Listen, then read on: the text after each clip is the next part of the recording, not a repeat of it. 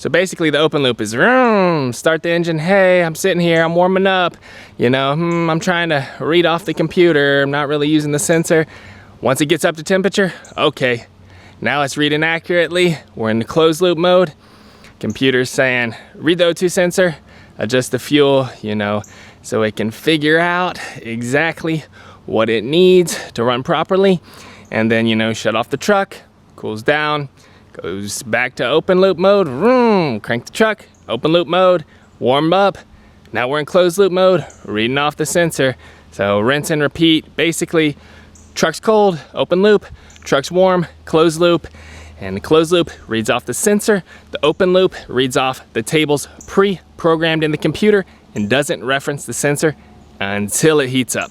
All right, 2006 Chevy Silverado, cat eye. You can see the O2 sensor setup right here. Here's the downstream ones. There's the downstream right there. And then we got the catalytic converters right here. So your downstream monitors the catalytic converter. It's basically for emissions. So it sniffs the exhaust gas right here and says, how's the truck running? Oh, guess what? You got bad catalytic converters. So that's all this one does. And it's technically not needed, you know, unless you live in a heavy emissions state, but I always leave them on here. All right, so the main O2 sensors the truck uses is the upstream O2 sensor right there, and on the other side to monitor the air-fuel ratio so that the engine runs properly. So that sensor is before the catalytic converter, right up there. And the other upstream O2 sensor is right here in the passenger wheel well. All right, check it out. So the truck is cold right now. We got it hooked up and it's in an open loop status because the O2 sensors are cold. So they read from 0 to 800 millivolts, so 0 to 0.8 volts. All right, so you can see right here, there's no problems. They're all reading about the same. Let's crank it up. All right, now that we got it running, you can see what values are good for 06 Silverado. These O2 sensors are good, and there are no problems with these and this truck. So you can look at these. If you got a problem, these are good. So you can see they're switching now, but it's still open because they're not warm. So the computer's not using any of these values. It's running off of the programming already in the computer. Once it gets hot, it'll go to closed, and then it'll use these values. We're gonna wait for it to heat up and get into closed mode, and then we're gonna see what it's looking like. All right, the truck is warm now. It's in closed loop mode. It's using these O2 sensor values to help the engine run. All right, so when I press on the pedal, the sensor numbers will change. See, there you go, they're dropping close to 0 because the air-fuel ratio is changing. These are narrowband O2 sensors. It's hard to diagnose this way, but if one's stuck at 0, not reading right, you'll know, oh, that one's bad, swap it out. So the closer we are to 0 millivolts is lean. The closer we are to 800 millivolts is rich. So we can think through it. You know, if it's close to 0, it's not getting enough gas, fuel into the engine from the injectors. If it's closer to 800, then we know that it's getting too much fuel for some reason. Can help you diagnose other problems. So here's the short-term fuel bank right here. We press on the pedal, you'll notice they change. So I'm just pressing on the pedal, and as the O2 sensor changes, sensor 1, sensor 2, it adjusts these values and helps get the right air-fuel ratio while the engine's running. So with the fuel trims, long-term and short-term, 0% is ideal. If it's negative percentage, that means the engine is running rich. It has to cut back the fuel that's being injected to the engine.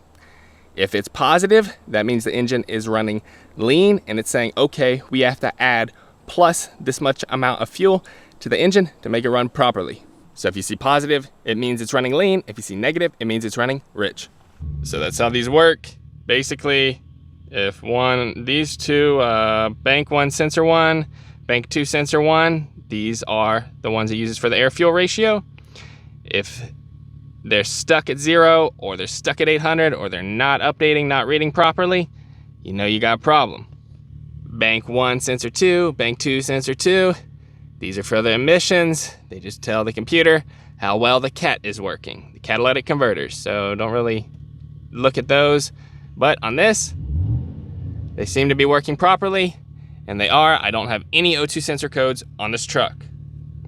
All right, so here's the scan tool I'm using, VX Diag, VCX Nano. I just plug it in the OBD2 port. I can plug it in the laptop and we can see what it's reading. So you don't have to have this OBD2 scanner.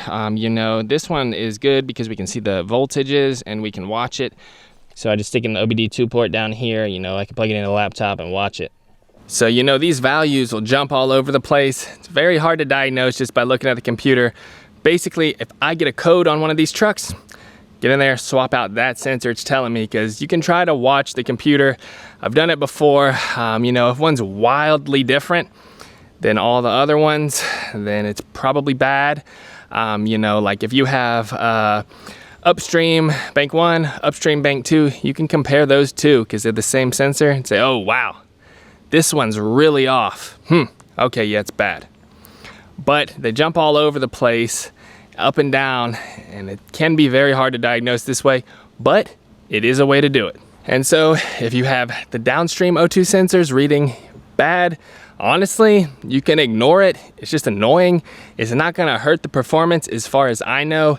It's really just there for emissions, but of course, you know, we wanna make sure we're compliant with the emissions, make sure the truck isn't polluting, so we're gonna take care of it and get it fixed right up. I'll check you on the next one. Plenty more GMT 800 Chevy truck tips coming in the future. Don't forget to subscribe for those and drop me a huge thumbs up down below. Later.